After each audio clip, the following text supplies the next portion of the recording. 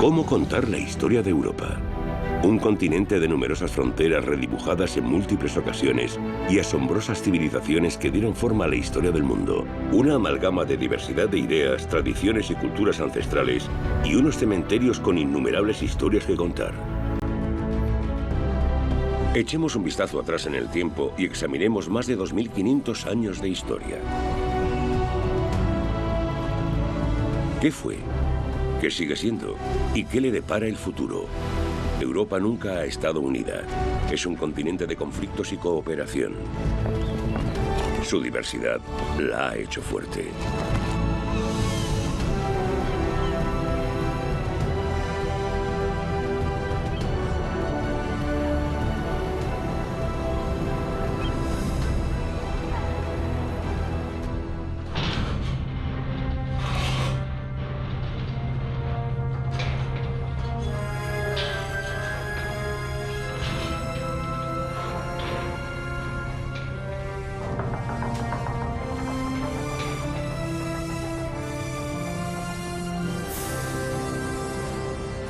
El Sol, que la Tierra gira en torno a él y no a la inversa, es sabido por todos hoy.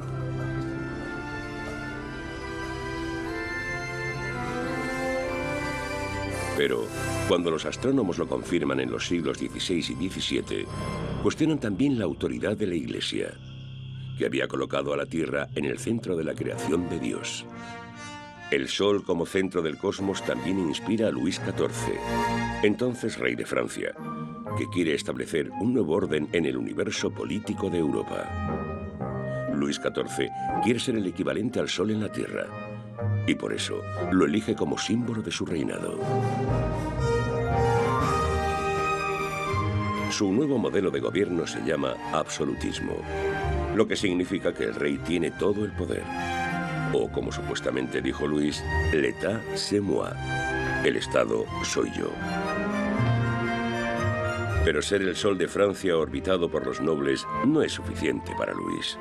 Él desea ser el Sol de Europa. Todo el continente debería girar en torno al Roi Soleil, o Rey Sol.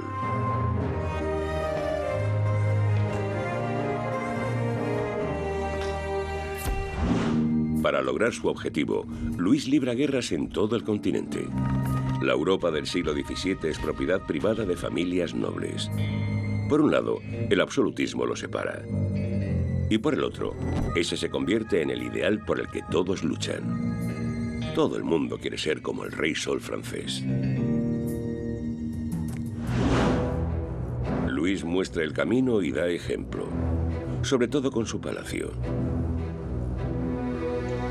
El Palacio de Versalles, al suroeste de París, está en ese momento a menos de un día de viaje. Con una superficie de más de 800 hectáreas, el palacio y sus jardines siguen siendo considerados el mayor dominio real del mundo. En su día, 10.000 personas vivían en Versalles.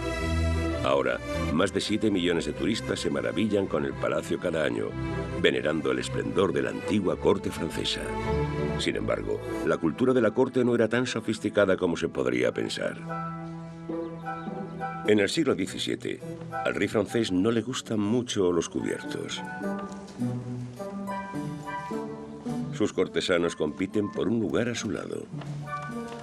Pagan enormes sumas de dinero solo para ver al rey comer.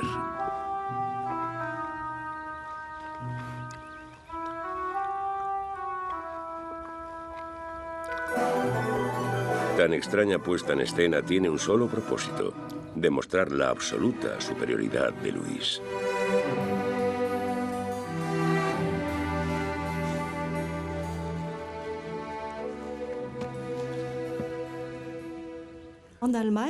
En Alemania se empieza a utilizar la expresión a la moda, con una connotación muy negativa aparentemente. Hacía referencia a la naturaleza cambiante de la vida de la corte, donde podías gozar del favor real un día y caer en desgracia al día siguiente. Este era tema de discusión en Alemania y se consideró que reflejaba la influencia negativa y peligrosa de la vida en la corte, esa existencia ilusoria cultivada en la corte francesa. A pesar de su rivalidad en los siglos XVII y XVIII, los monarcas y príncipes europeos comparten el mismo gusto. Empezando de nuevo por Versalles, un nuevo estilo de arte no tarda en conquistar el continente: el barroco.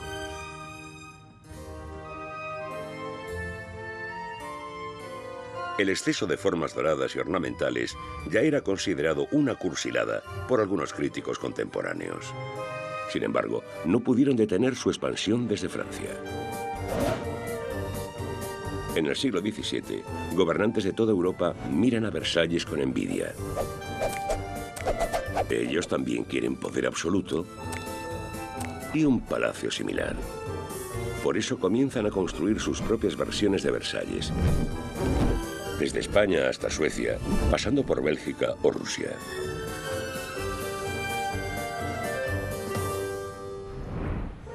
Desde Versalles, el escenario político europeo parece saturado. Cada vez más monarcas intentan eclipsar al rey sol francés. Y eso, para Luis, es inaceptable. Al ministro de Finanzas, Jean-Baptiste Colbert, le preocupa la vanidad de su rey. Además de las numerosas guerras de su majestad, sus extravagantes fiestas amenazan con llevarlos a la bancarrota. Sin embargo, Luis no acepta recortes en su estilo de vida, pues es fundamental para su despliegue real de poder.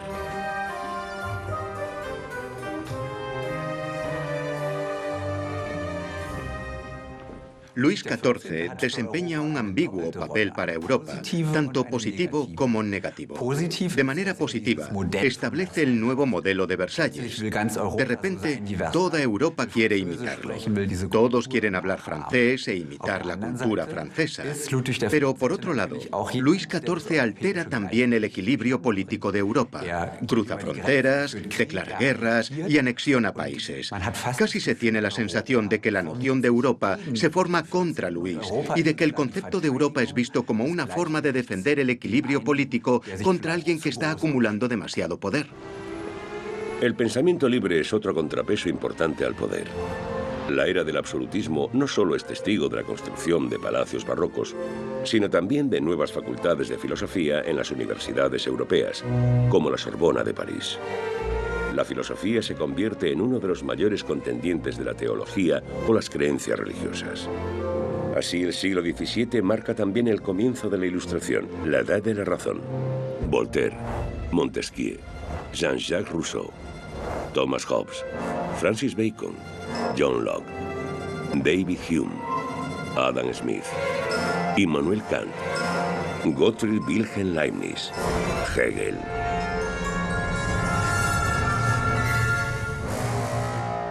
Los siglos XVII y XVIII engendraron algunas de las mentes más brillantes de la historia europea. Sus ideas y curiosidad inspiran numerosos descubrimientos científicos.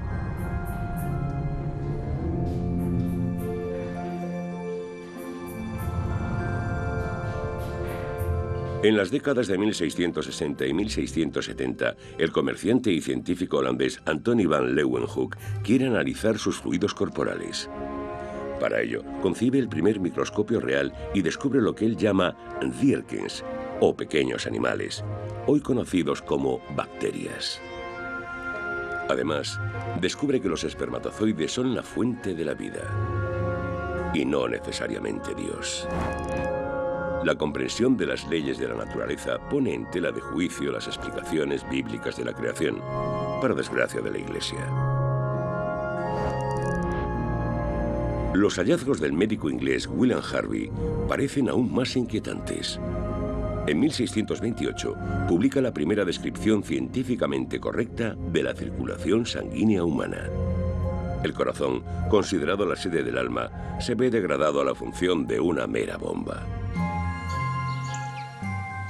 Según la leyenda, una manzana conduce a uno de los descubrimientos más importantes de la ciencia moderna. Como si no bastara con que la Tierra no fuera el centro del universo, en 1687, Isaac Newton revela que es la gravedad y no Dios lo que mantiene a los planetas en sus órbitas alrededor del Sol. En aquel entonces, Europa estaba a la vanguardia de casi todas las ciencias. Entre 1751 y 1772, los editores franceses Diderot y D'Alembert tratan de resumir el conocimiento de su tiempo en una enciclopedia de 35 volúmenes, la Encyclopédie. Sin embargo, los costosos libros quedan reservados a la élite intelectual, que se reúne en salones literarios de toda Europa para discutir cada nueva y desafiante idea.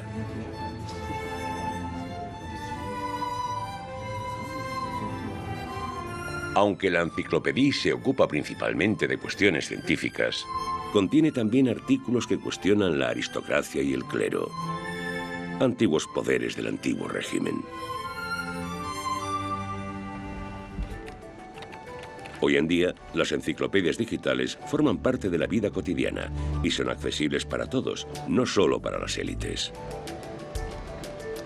Plataformas como Wikipedia invitan a sus usuarios a reunir conocimientos de todo el mundo.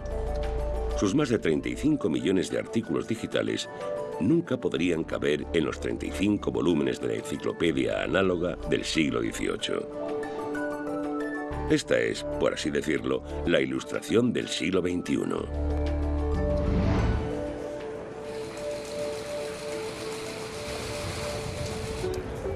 Viajar se ha vuelto común en estos días. Cada año, miles de estudiantes participan en el programa europeo de intercambio Erasmus, bautizado así en honor al humanista renacentista holandés Erasmo de Rotterdam. Se marchan al extranjero para realizar sus prácticas o asistir a la universidad. Sin embargo, algo similar ya existía en el siglo XVIII, el llamado Grand Tour.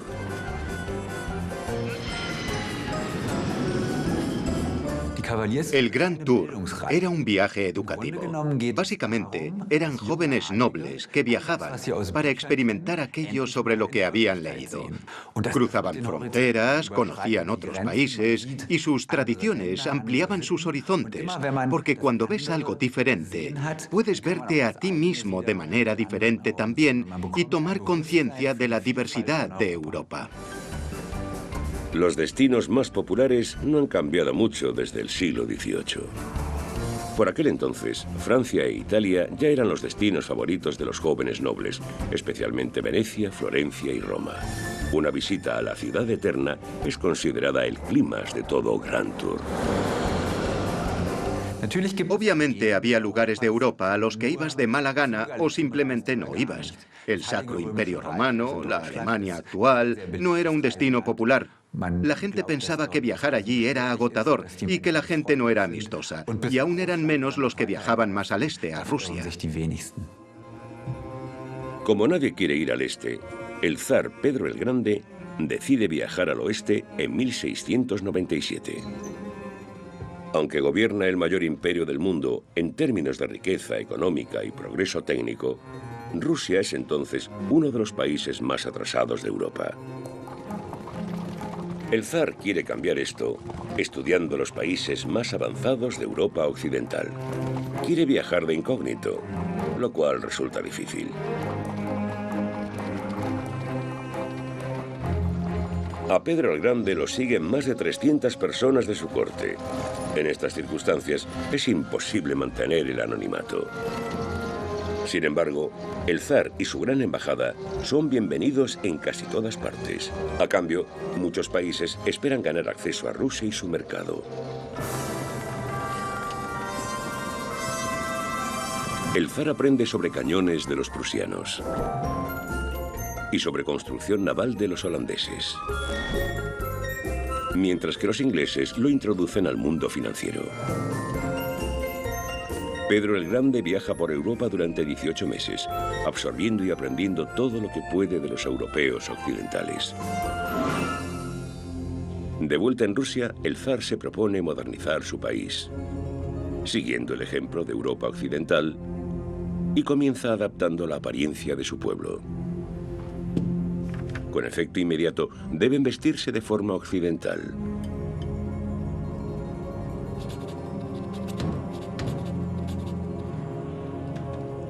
Y afeitarse la barba, a la que consideran símbolo del atraso de Rusia.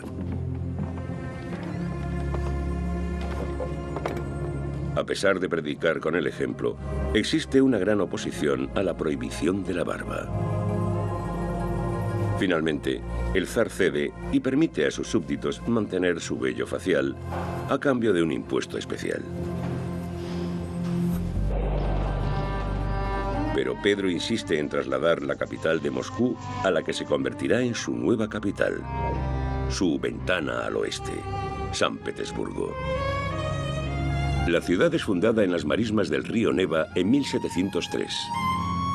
Pedro el Grande quiere aproximarse a Europa occidental, no solo cultural, sino geográficamente.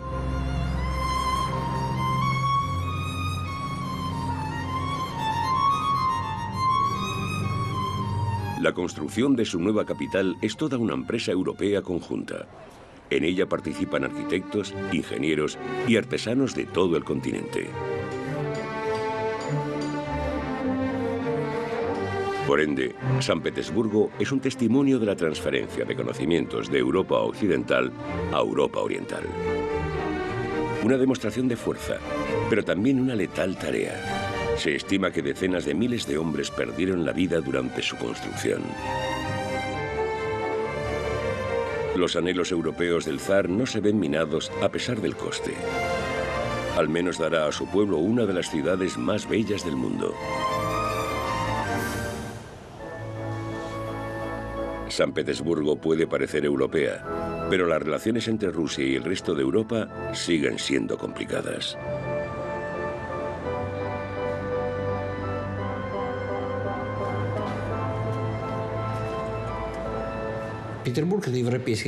San Petersburgo es una ciudad europea y como ciudadano suyo que soy europeo, sin lugar a dudas. Pero al mismo tiempo soy ruso. Ser europeo no te impide ser ruso y ser ruso no te impide ser europeo. Esa es mi opinión. Sin embargo, a algunos rusos les cuesta hallar puntos en común con otros europeos y viceversa. Están atrapados en una relación de amor-odio.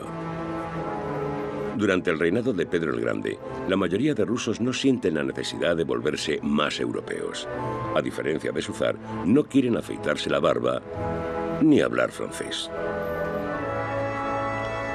En el siglo XVIII, algunos alemanes critican también la creciente influencia de la moda francesa y piensan en crear su propia vestimenta nacional alemana.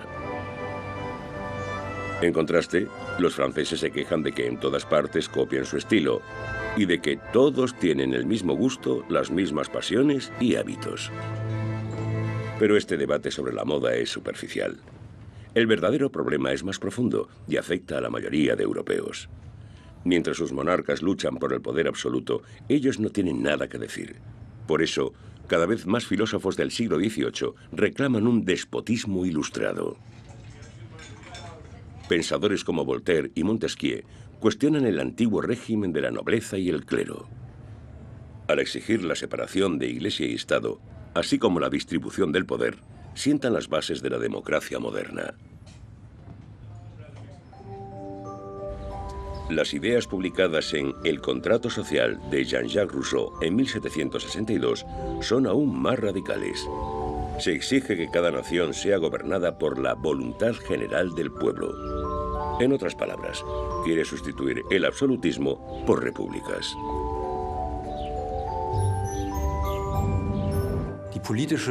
Los filósofos políticos de la Ilustración proporcionan las ideas que más tarde se pondrán en práctica durante la Revolución Francesa. Esto no quiere decir que los revolucionarios franceses irrumpieran en la Bastilla con libros bajo el brazo. Sin embargo, las ideas de la soberanía del pueblo, de la nación, de las elecciones y de la participación política las tomaron los revolucionarios de los filósofos de la Ilustración.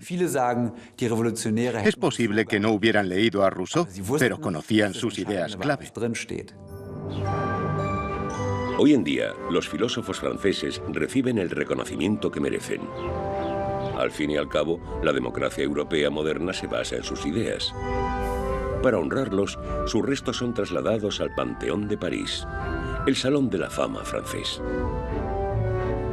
Pero en la Europa absolutista del siglo XVIII no son tan elogiados. En aquel entonces, los dirigentes europeos se negaban a ver que el sol del absolutismo se ponía lentamente. El contrato social de Rousseau es prohibido y su autor perseguido. No estaban preparados para sus ideas todavía. Mientras tanto, la competencia entre absolutistas destroza el continente. En 1756 llevan a Europa a una catastrófica contienda, la Guerra de los 7 Años. Una batalla desencadenada por la vanidad de las familias nobles que luchan por su hegemonía en Europa y en el mundo. Lo que comenzó como una guerra entre el rey Federico el Grande de Prusia y la emperatriz María Teresa de Austria, pronto se convirtió en un conflicto global. Primero, convierten Europa en un campo de batalla. Y luego el mundo entero, cuando la guerra se extiende a sus colonias.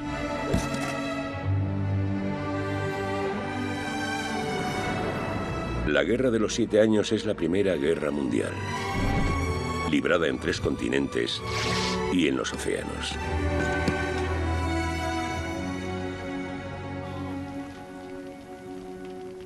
Pero también marca el principio del fin de las antiguas dinastías europeas. Pronto, el pueblo reclamaría el poder. Impulsados por las ideas de la Ilustración, lucharán por su libertad.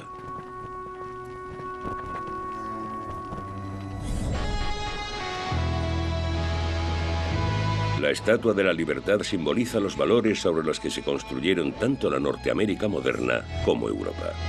Esta representa a Libertas, diosa romana de la libertad. Y no es coincidencia que haya una réplica más pequeña junto a la Torre Eiffel. Al igual que la original en Nueva York fue un presente de Francia a Estados Unidos, su hermana pequeña en París fue un regalo estadounidense para los franceses. Ambas fueron erigidas a finales del siglo XIX para recordar a las dos naciones su lucha común por la libertad.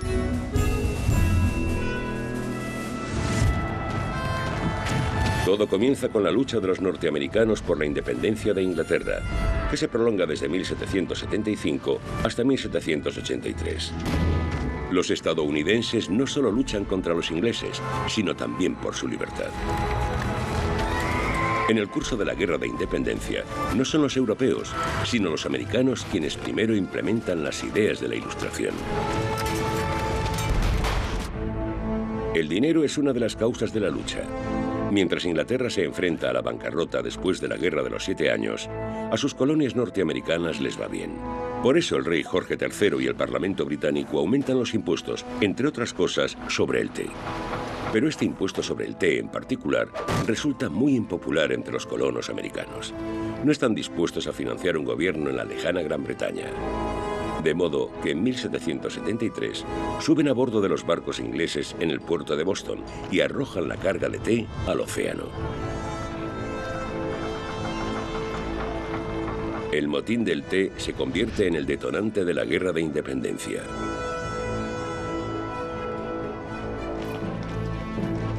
Soldados franceses se unen al conflicto, como el marqués de Lafayette, quien lucha en las filas del ejército continental americano.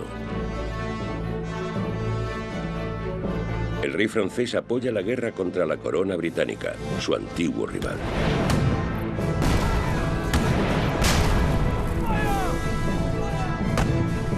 Para los colonos americanos, su ayuda es crucial contra sus gobernantes coloniales.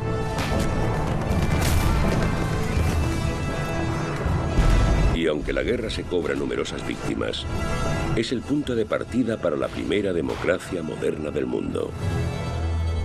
Para una vida libre.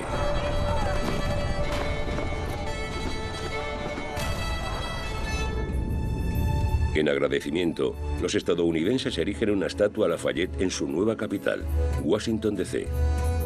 El comandante francés no es olvidado. Cuando los soldados americanos desembarcaron en costas francesas en 1917 para luchar junto a Francia durante la Primera Guerra Mundial, gritaron: «Lafayette, estamos aquí», como si quisieran pagar una deuda, la de ser libres.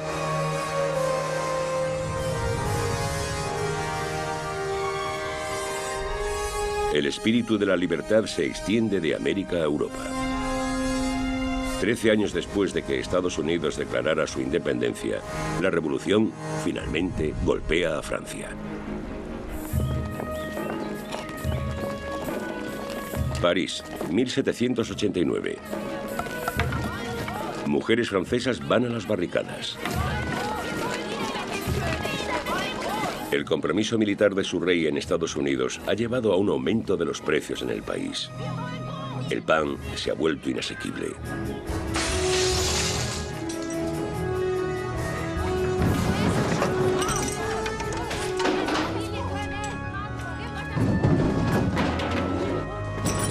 Los soldados del rey deben sofocar el motín, pero no lo hacen.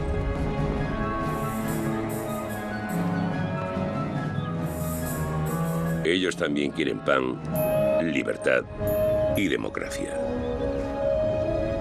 Es el nacimiento de la Revolución Francesa.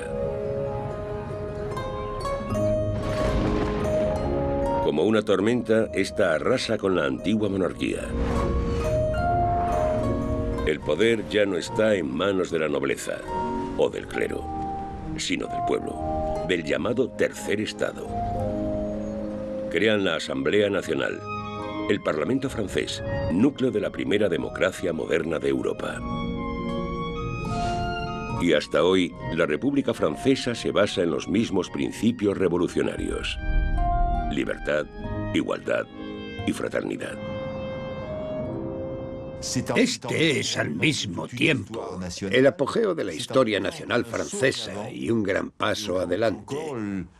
Incluso en el discurso político actual en Francia se escuchan cosas como «somos republicanos» o «es el deseo de la república». Hablar de república no es solo retórica en Francia, es el verdadero punto de referencia del sistema político. Las jerarquías son abolidas. En vez de madame y monsieur, son ciudadana, citoyen, y ciudadano, citoyen, respectivamente. Incluso el rey Luis XVI se convierte en ciudadano, en el ciudadano Luis Capeto. La Asamblea Nacional de París ha influenciado en los parlamentos de toda Europa. La palabra francesa, parler, hablar, parece ser el lema por doquier. Ya sean italianos, españoles, portugueses, ingleses o alemanes, los delegados hablan, discuten y deliberan.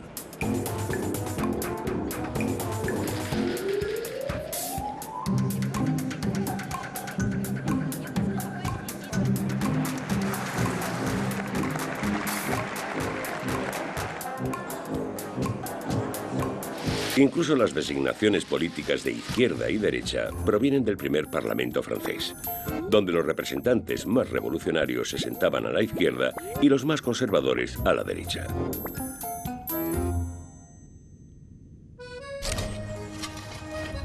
El marqués de Lafayette se convierte en delegado de la Asamblea Nacional.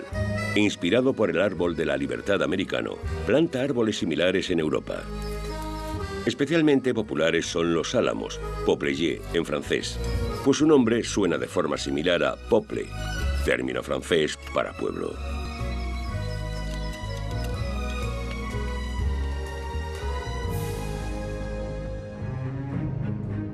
Los árboles de la libertad se acaban convirtiendo en símbolo de la República Francesa.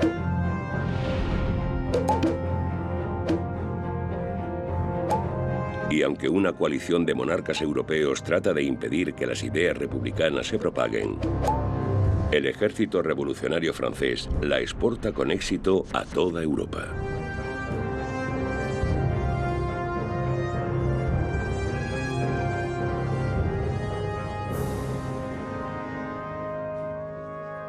Pero antes, la Asamblea Nacional Francesa aprueba leyes revolucionarias. En agosto de 1789, el marqués de Lafayette de nuevo da un paso al frente. Inspirándose en la Carta de Derechos estadounidense, propone una declaración francesa de derechos humanos. Su Declaración de los Derechos del Hombre y del Ciudadano cambiará fundamentalmente la historia.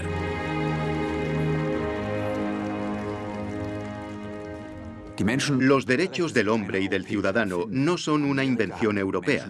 Estados Unidos formuló los derechos humanos antes que los europeos.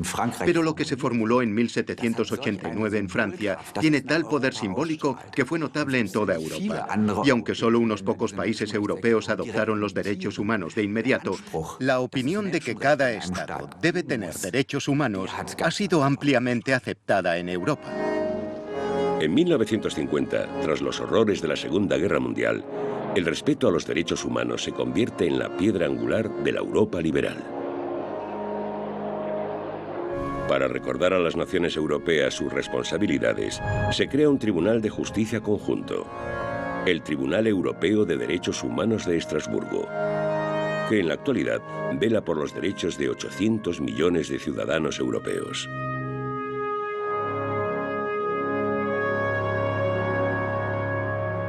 Principalmente por ello, Europa se ve a sí misma como adalid de los derechos humanos.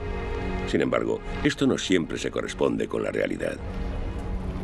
Los derechos humanos son regularmente quebrantados.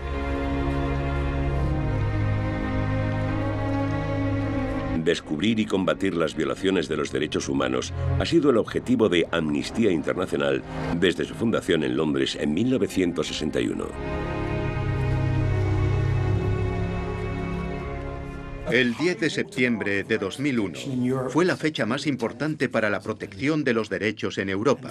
Y a partir de ese momento, y no solo debido a los acontecimientos del día siguiente, sino también a una sucesión de acontecimientos, el último de ellos la crisis de los refugiados, los líderes europeos están cada vez más dispuestos a sacrificar la protección de los derechos en aras de la seguridad entendida como control de las fronteras y la ilusión de preservar la prosperidad de la política existente.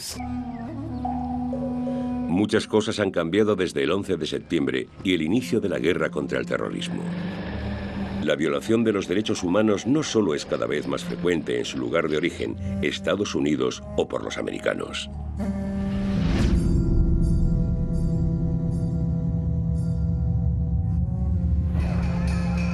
En Europa, el respeto a los derechos humanos también parece haber perdido importancia, especialmente con la crisis de los refugiados.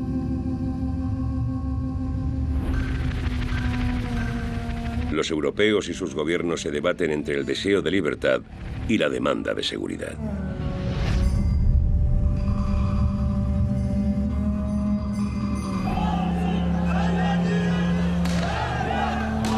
No hay una respuesta simple a la cuestión de cómo lograr ambas cosas, sin sacrificar los valores sobre los que se fundó la Europa moderna.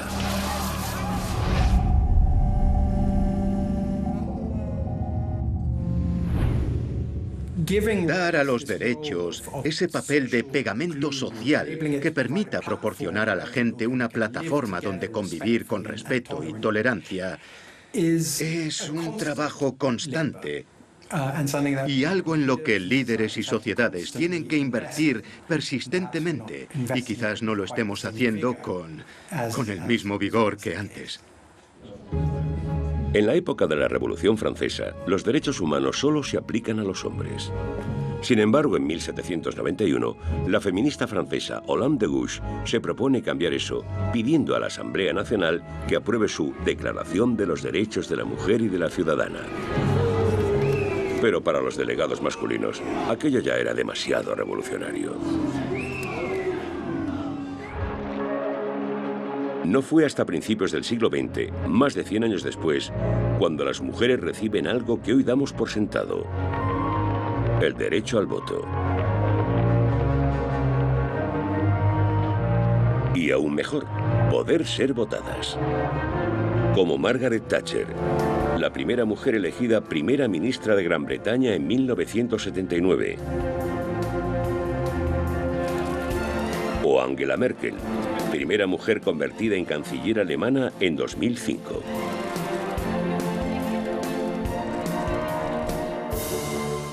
La tradición de convertir a nuestros jefes de Estado en figuras de cera se remonta también a la Revolución Francesa. Aunque estas no eran tan halagadoras entonces. Los sangrientos retratos del rey francés se realizan durante un oscuro período de la Revolución.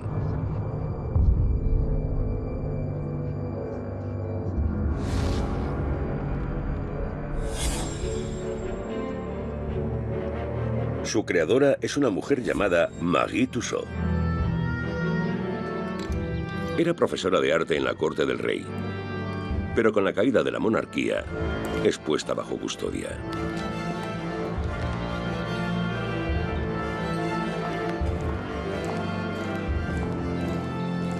Entre 1793 y 1794 reina el terror en Francia.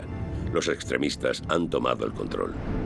Todo aquel sospechoso de oponerse a la revolución es amenazado de muerte.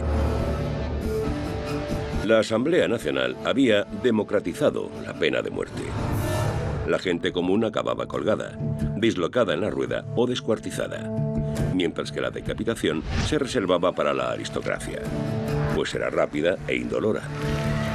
Pero como ahora todas las personas eran consideradas iguales, todas merecían morir del mismo modo. Y para que las ejecuciones fueran más rápidas y por tanto más humanas, se inventa una máquina de matar, la guillotina. Se utilizará con miles de ciudadanos franceses, incluida la familia real. Lamentablemente, cuando Luis XVI es decapitado el 21 de enero de 1793, el mecanismo no funciona correctamente. Supuestamente por el grueso cuello del rey. A Marie Tussaud, por su parte, se le ofrece un morboso trato. Si creaba moldes de cera de las cabezas de la familia real, mantendría la suya sobre sus hombros. Esta accede y más tarde acaba montando un negocio con la cabeza del fallecido rey. Tras emigrar a Londres en 1802, abre su famoso Museo de Cera. Inicialmente, su éxito se basa en su Cámara de los Horrores, en la que se incluían las cabezas de la familia real. Ahora, estas permanecen en el sótano. El público prefiere ahora una bonita foto de familia con la realeza británica.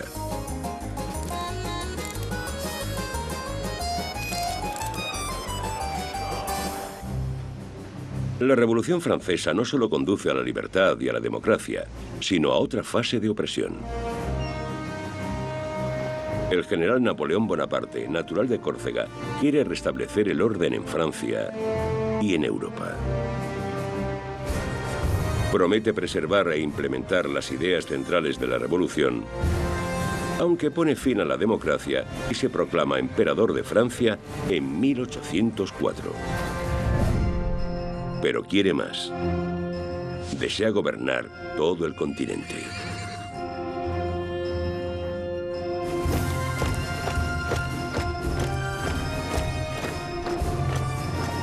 Napoleón tiene su propia visión imperial de la revolución y de Europa.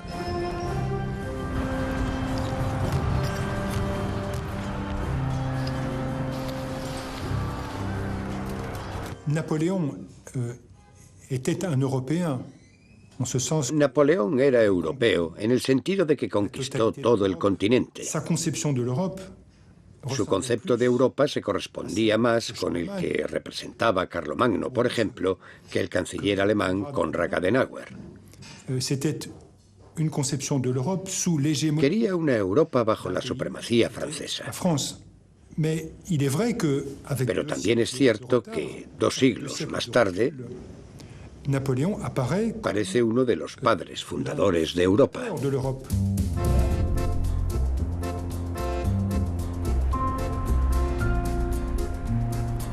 Napoleón une Europa con la fuerza, pero también con un nuevo código de derecho. El emperador francés mantiene su promesa.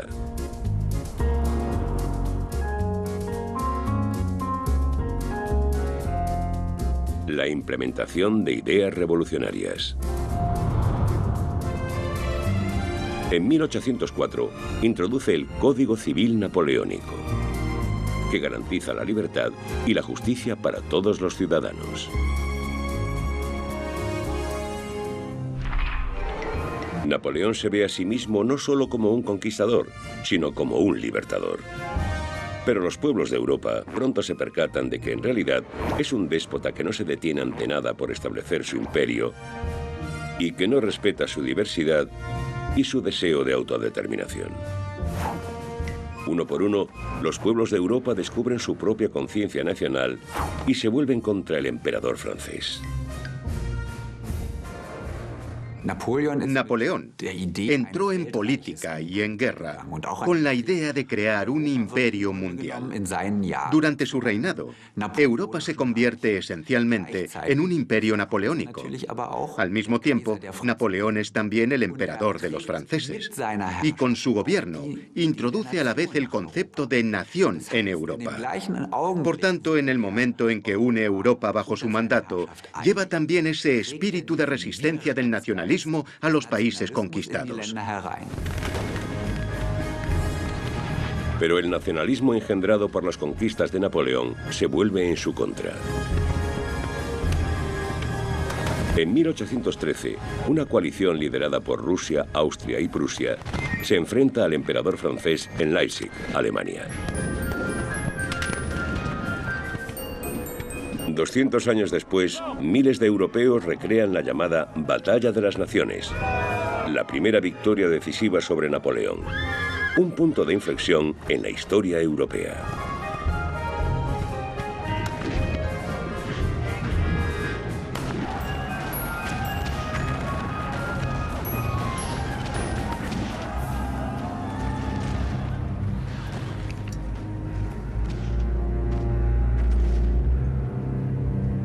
Después de que el emperador francés fuera finalmente derrotado, este es exiliado forzosamente a la isla de Santa Elena, dejando a Europa con una ambigua herencia.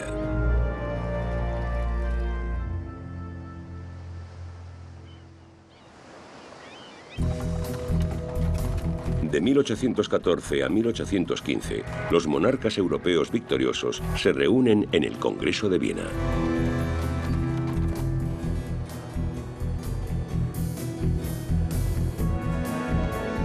Se unen para restablecer el orden en el continente y su poder.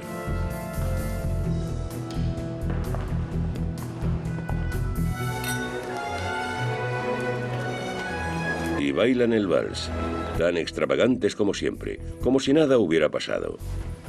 Sin embargo, las verdaderas decisiones no se toman en el salón de baile, sino a puerta cerrada.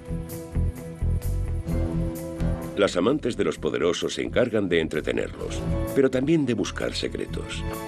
La diplomacia es un juego de espías en la época. El Congreso baila, pero es un baile de poder.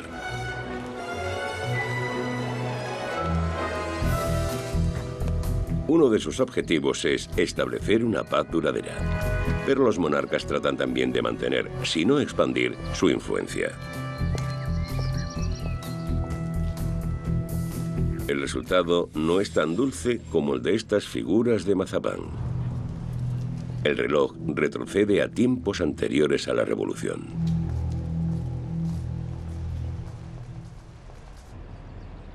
Políticamente, Viena podía ser reaccionaria entonces, pero musicalmente es revolucionaria. Los compositores de la llamada Primera Escuela de Viena aún gozan de fama hoy. Wolfgang Amadeus Mozart, Joseph Haydn y Ludwig van Beethoven. Los tres están asociados a composiciones musicales repletas de emociones. Pero la música de Beethoven, sobre todo, tiene también un mensaje político.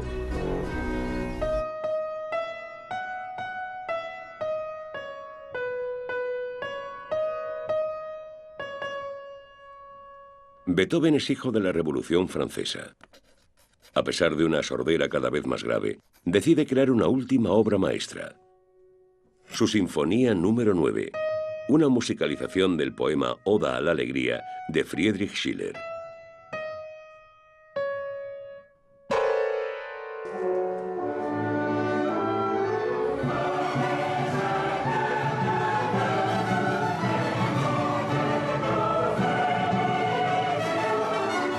Hoy es una de las sinfonías más tocadas del mundo. Desde Kinshasa, en el Congo, o Nuremberg, en Alemania, hasta Rusia o China. Desde 1985 es el himno oficial de la Unión Europea. En Osaka, Japón, es interpretada por 10.000 aficionados cada año. El mensaje de la novena sinfonía de Beethoven es captado universalmente.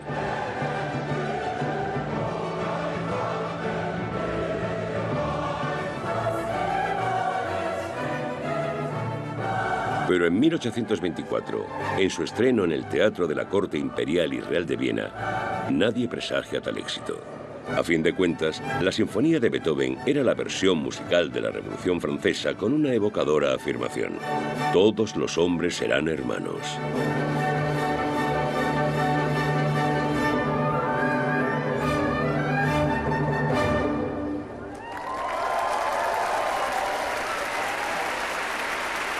Aunque Beethoven nunca pudiera escuchar su sinfonía debido a su sordera, esta lo haría inmortal.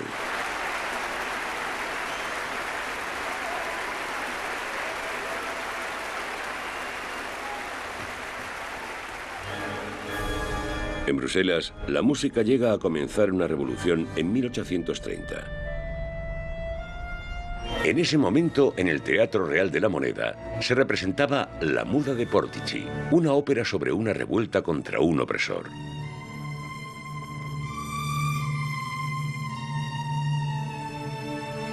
En ese momento, los belgas, en su mayoría católicos, también se sienten oprimidos, ya que son gobernados por el rey protestante de los Países Bajos.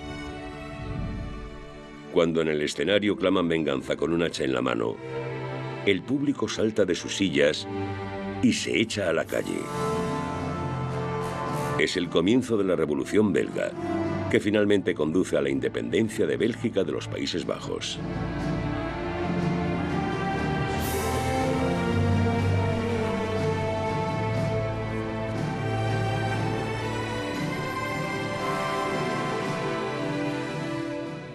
La Muda de Portici es un buen ejemplo de cómo la ópera puede avivar los ánimos y hacer que la gente se rebele. Sin embargo, debo cuestionarlo críticamente. ¿Está documentado históricamente? ¿Fue la ópera realmente la causa de la revolución? En ese edificio cabían 1.200 personas. No estoy seguro de que 1.200 personas en las calles fueran capaces de derribar un reino o desatar una revolución.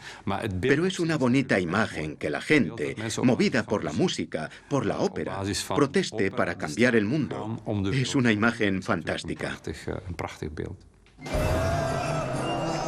Y esta no es la única revolución.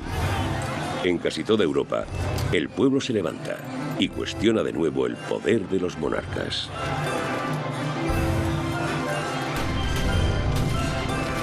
Su lucha por la libertad culmina en las revoluciones de 1848, en la llamada Primavera de los Pueblos. El período de las revoluciones de 1848 es uno de los más hermosos de la historia europea y también de los más tristes. En aquel entonces surge la idea de la llamada Europa de las Naciones o el gran sueño de las naciones. Esto significa que las naciones se emancipan y forman nuevos gobiernos. Se conciben de inmediato como parte de una comunidad más allá de Europa basada en valores comunes, en la libertad, la democracia y la tolerancia. Esta época sería descrita más tarde como Primavera de los Pueblos, y la primavera es una bella estación.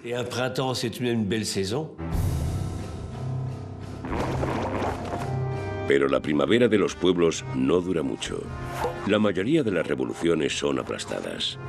A pesar de su rivalidad, cuando se trata de defender su poder, los monarcas europeos trabajan juntos. Los lazos del Congreso de Viena demuestran ser más fuertes que el pueblo. En las revoluciones de 1848, es el pueblo el que se ve linchado, no los reyes.